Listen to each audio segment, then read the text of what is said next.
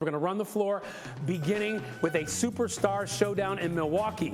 Giannis nearly had a triple-double, 32 points, 11 rebounds, 9 assists, but he was outdueled by Joel Embiid, who finished with 42 points as the Sixers beat the Bucks 123-120. And then there was Miami. Number one team in the East needed double overtime to take down the Hornets.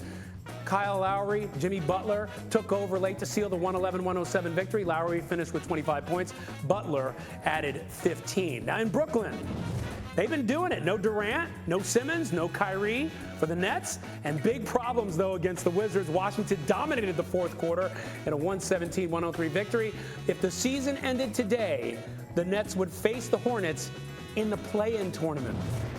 Meanwhile, the Lakers have announced that Anthony Davis will be out at least 4 weeks after an MRI showed that he has a mid-foot sprain. Davis suffered the injury in the Lakers' win over Utah Wednesday night. The Lakers are currently in the 9th spot in the West. So let's now bring in NBA analyst Chiney Ogwumike and talk a little bit about the Lakers. Chiney, with AD now out for an extended period of time, I got to ask, what do you make of the Lakers going forward? First and foremost, hey, Ryan, we're here at the Wolstein Center right in Cleveland. Harsh transition from LA and the Super Bowl to NBA All-Star where it's snowing outside. But yeah, hopefully the game of basketball will heat us up. But it's been cold for the Lakers, especially as of late after AD's, injury. And I would say, what do I make of the Lakers season moving forward? It's going to be difficult. They have played with much more effort and intensity, but you're going to need Herculean efforts from LeBron James like we saw, 33 points, 8 rebounds last game out. You're going to need Russell Westbrook to be the guy that they actually moved and risked it all for and paid him all for. So I think overall for the Lakers, they're in a really difficult position. 9th in the West. They're under 500, 27-31 record for the season. The next 10 games or so are going to be crucial for them to make sure they have the right positioning to put themselves in the playoffs. I would say when it comes to Lakers land, it's usually championship or bust. Right now, it needs to be playoffs or bust without AD.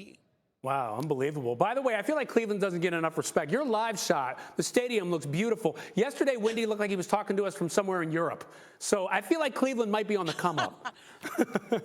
Now, yeah, I definitely said I'm going to stay inside. Okay, fair enough. All right, so let's go through some mid-season superlatives.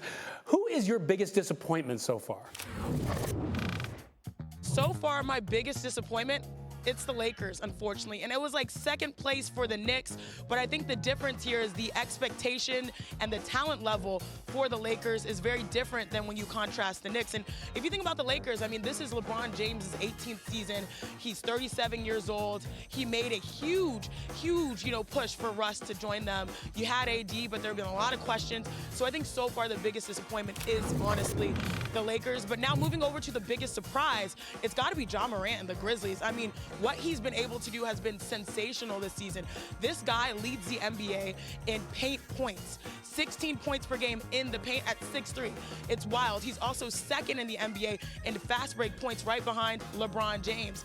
And then his team overall, I mean, top 10 in offensive rating, top 10 in defensive rating, leads the NBA in overall rebounding, offensive rebounding, steals, and blocks. So impressive. Welcome to the dark side, in the words of my fave, Kendrick Perkins.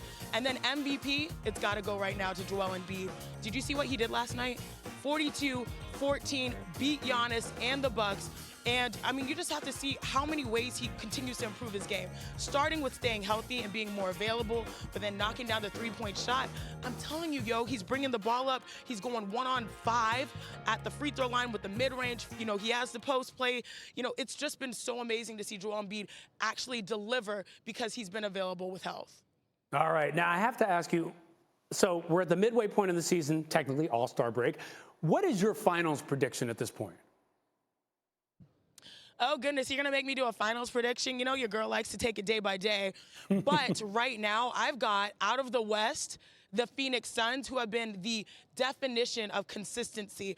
I love that backcourt duo of Devin Booker, who's been averaging about 25, and Chris Paul. And in the East, normally I would say the Bucks because they have more answers than questions. But this move from James Harden to Philly, and then you see what Embiid did yesterday and how they really took on the challenge defensively at Giannis. I kind of right now have the finals going Suns out of the West, and the Sixers out of the East. Now, Brooklyn can get it together, hopefully, if Ben Simmons acclimates well, and maybe there's a change where Kyrie is available to play at home. That will be crucial in the playoffs. But at this moment, I'm really excited about what Philly is brewing. Wow. So Jay Will's got the Sixers coming out of the East. You've got winning the East. You've got them going into the finals. I have to say, as a guy from Philadelphia, these are some of the most astute opinions I have ever heard in my life. Incredible job, Chiney. Incredible. You must be happy. The process is working. I guess it is. Thank you so much today. Enjoy Cleveland.